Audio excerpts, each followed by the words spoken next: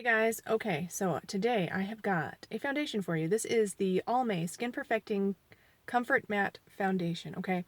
I have never seen this in any of my stores, Walmart or otherwise, so I don't know if it's new or if it's just so old that the new town that I'm living in that it's just still there and they still have a display. I don't see a expiration date on it. Nope, doesn't look like it. I don't see an expiration date or shelf life or anything of the sort. Okay, it says to use, shake well, apply to clean skin. Lightweight feel, buildable coverage, blurs, look of pores, fine lines, and imperfections. Okay, so this is an Almay. Did I say that already? Almay. Matte foundation, all day wear, oil free for all skin types. So it's matte, but it's for all skin types, so it's supposed to look good on everybody, and which hopefully means it's not going to be too drying and obviously not greasy. You see what's going on here? It's like I can't grow up. I can't grow up. All right, here we go. I apologize if I'm sniffling. Oh, come on, Almay, a pour bottle. Ugh. Now, this was not the lightest shade. This was actually the second to the lightest shade, and they really only had like 3 or 4 shades. Well, I think they did. I can't remember. I feel like there was not a very large shade range. It's the shade 110 Neutral Buff. It's probably going to be too dark for me. But the lightest one was very pinky. So, you know, I have a brush and a sponge today, so we'll just see how it goes. And I hate pour bottles, but we'll just see. This is much warmer. Oh, it's pretty thick than the lightest shade, which was really cool, really pink toned. All right, pardon me if did I say this already? Excuse me if I'm sniffling. I'm having some allergies or something going on. Okay, I feel like that's probably too much, but we'll try and smooth that out and spread it out. Start out with the brush, obviously.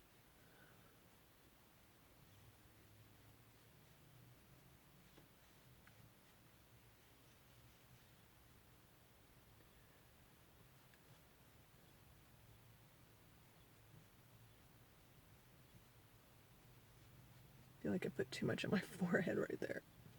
So I'm trying to like blend it so that it's not just sitting there.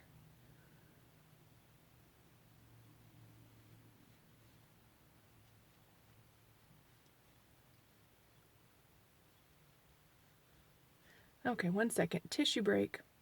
And we're back. Okay. So far from my face to the viewfinder, it doesn't look like it's giving me full coverage. I mean, look at my pigmentation here. So let's see. It does say buildable, so let's see if we can build that up a little bit. And if it's already like this with a brush, could be the lighting too sometimes. Like it's a pretty cloudy day today. Sometimes if the lighting isn't that great, it looks like it's less coverage.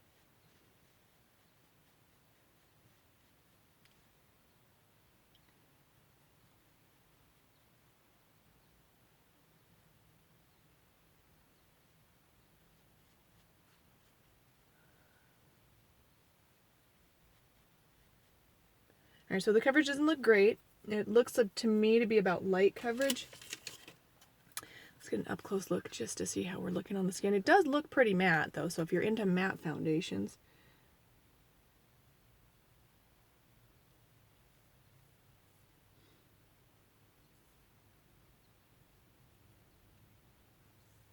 Alright, I'm pretty well moisturized today, so I shouldn't be having any crusty patches. It does look a little tiny bit makeup-y right here.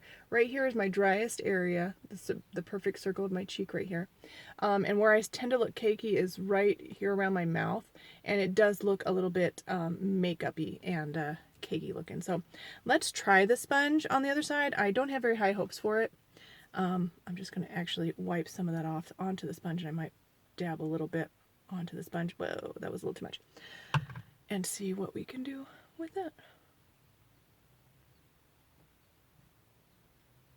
This sponge is the Precision Beauty Sponge from Walmart. It comes in a 3-pack, this large size, medium, and then a small sponge. And I really like them because they don't fall apart.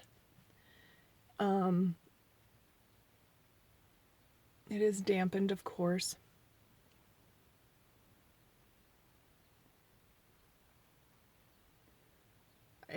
I don't necessarily love the material more than like the Real Techniques Miracle Complexion Sponge or the Eco Tools green sponge with the flat edge.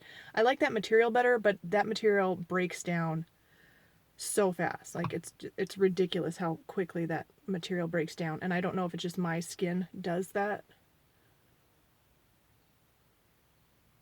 or if it's just the material. I see other people having the same sponge forever, using it, and they don't seem to have that same problem. And I don't feel like I overwash it or underwash it.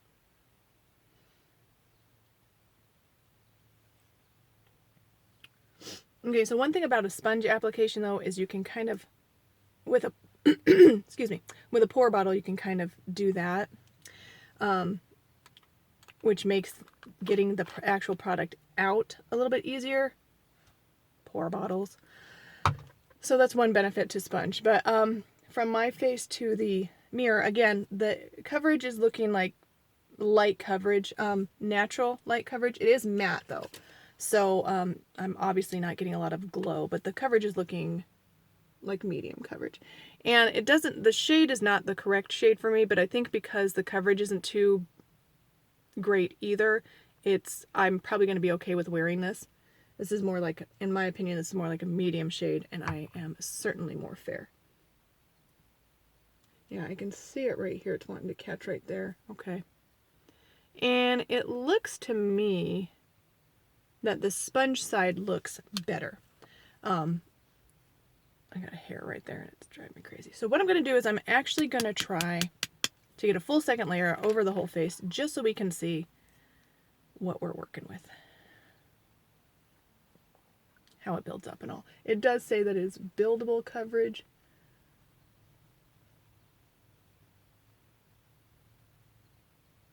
And I did already build up right here by my eye.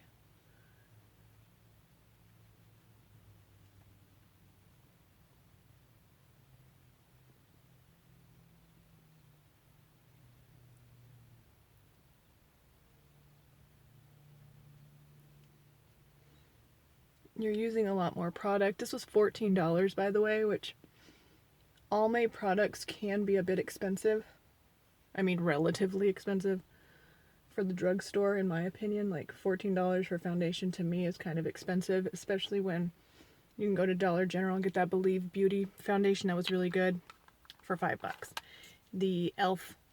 I think it's Flawless Finish foundation is really pretty and really good, in my opinion, for also about $6. So, of course, you know, finance is pretty relative. Some people might not mind spending $14. And for me, $14 for a good foundation, I'd probably do it. Okay. Yeah.